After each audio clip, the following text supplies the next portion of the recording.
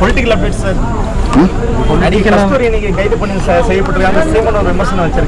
நடிகர்லாம் இப்போ சினிமாவில் வேகம் குறைஞ்ச பிறகு ஏதாச்சும் ஒரு கான்ட்ரவர்சியான செய்திகளை சொல்லி பெரிய ஆகிய ஒரு விளம்பரம் தான். இது ஒரு டெக்னிக்கல், அதான் இதெல்லாம் ஒரு டெக்னிக்கல்.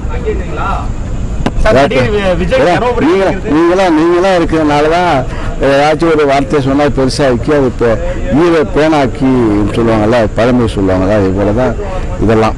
அதனால் இன்னும் யார் உழைக்கிறாங்க இப்போ சொன்ன புள்ளிவரங்கன்னா கூட்டுறவு கடனில் கிட்டத்தட்ட 4,80,000 சொன்ன இந்த அளவுக்கு விவசாயிகளுக்கு கடன் கொடுக்கிறார்கள். அதிக கடன் வட்டியில்லா கடன் கொடுக்கின்றார்கள்.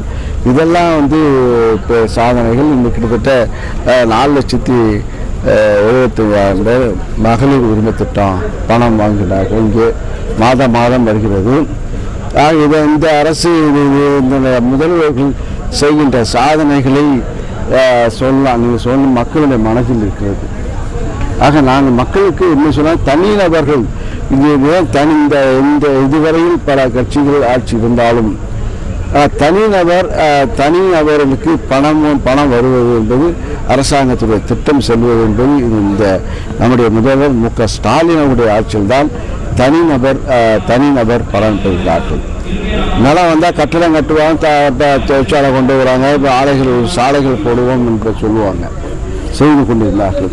ஆனால் தனிநபர்களுக்கு கிட்டத்தட்ட பணம் வருவது மாதம் பணம் வருவது என்பது இந்த உலகத்தில் இந்த அளவுக்கு பெரிய அளவுக்கு எங்கேயும் கிடையாது.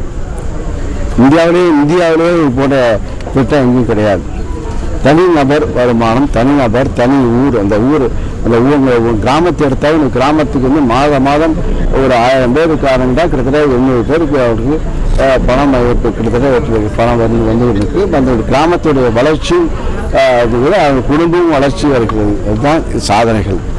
இந்த சாதனைகள் இருக்கும்போது யார் எவ்வளவு கட்சி வந்தாலும் எவ்வளவு பேர் வந்தாலும் அந்த சாதனை எங்களுக்கு வெற்றியாக எங்களுக்கு இருக்கிறது. ஆமாம், இப்போ சிப்காட்டு தருமபுரிக்கு இப்போ சிப்காட்டு இப்போ விவசாயத்தையே நம்பியிருக்கின்ற இந்த மக்கள் பின்தங்கிய மாவட்டம். அந்த மாவட்டத்து மக்கள் இந்த மாபெரும் பெரிய அளவுக்கு ஒரு முன்னேற்றம். எப்படி கிருஷ்ணகிரி இருக்கிற ஓசூர் எப்படி வளர்ந்து கொண்டிருக்கிறதோ, வளர்ந்து அங்கே நிரம்பி வருகின்ற அந்த அளவுக்கு தொழிற்சாலைகள், அதே போல் தருமபுரியும் மாறுவதற்கு கிட்டத்தட்ட சிப்காட்டு சிப்காட்டுக்கு சுற்றுச்சூழல்துறை மூலமாக இங்கே அனுமதி பெற்றிருக்கின்றது. இப்போ கம்பெனிகள், இந்த நிறுவனங்கள் வரும்போது இந்த மாவட்டத்துடைய வளர்ச்சி ஒரு புரட்சியாக இருக்கும். இதுதான் இந்த ஆட்சியுடைய சாதனைகள்.